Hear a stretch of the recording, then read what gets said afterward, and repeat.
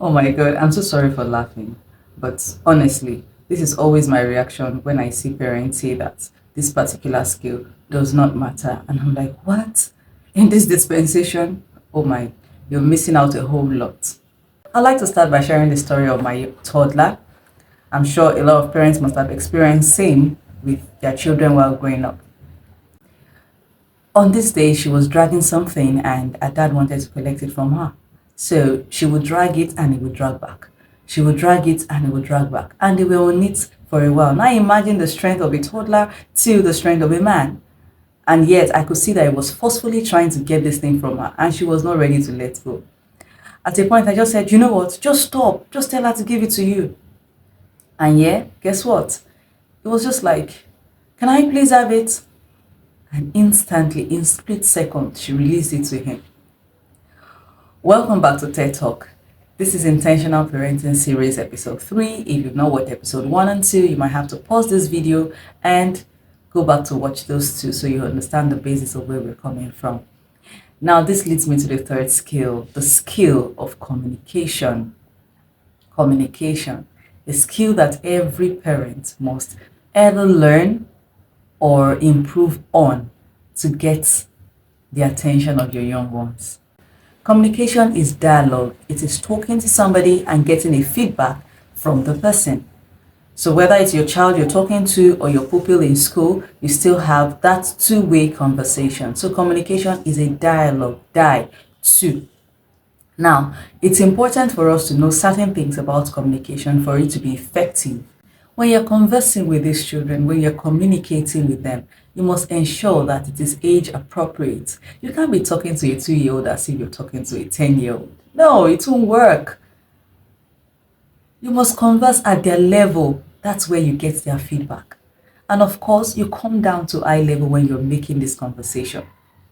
If you're talking to a toddler, for example, you can't stand and expect the toddler to also stand and look you in the face. No, you come down to their level, look them in the eye, say what you have to say and ensure they understand it. Also, use your words. Don't expect that when you wink your eye or you move your body, they'll get it. No, it's in those days that works, not anymore. Use your words. And you know one interesting thing? It's not just about words.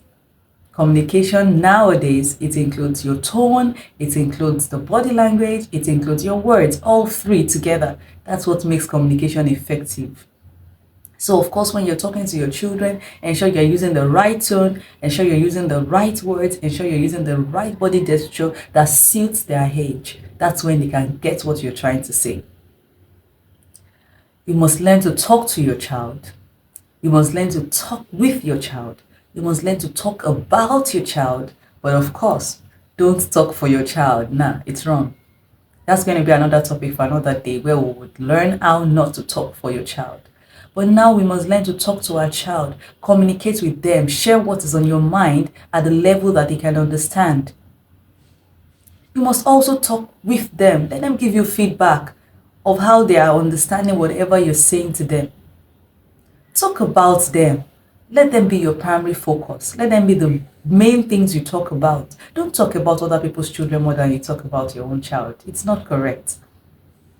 Amplify their strength. It's important you focus on that thing that they are doing right. It has a way of sending a good message to them, reinforcing a good one over the one that they are still struggling with. Amplify that thing that they are doing right.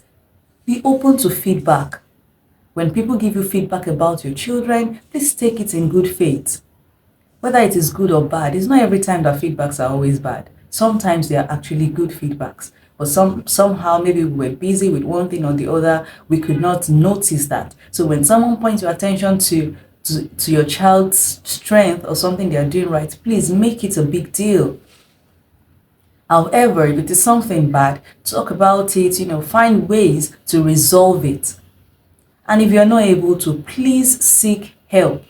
There are experts, there are professionals that have been trained to help you. Don't keep it all to yourself until things go really bad.